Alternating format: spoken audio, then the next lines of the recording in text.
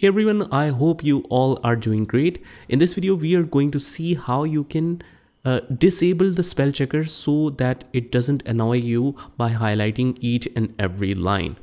So for example, I have written some codes and it's showing me these errors. So even though if I ignore it one by one, it will still cause a lot of problems because it won't be able to identify the commands properly. So instead, what I'll do is I'll just simply disable it. And disabling it's very simple. I'll go to this file menu and I'll click on the options here.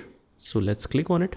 And from here, I'll go to this tab, which is called the proofing tab.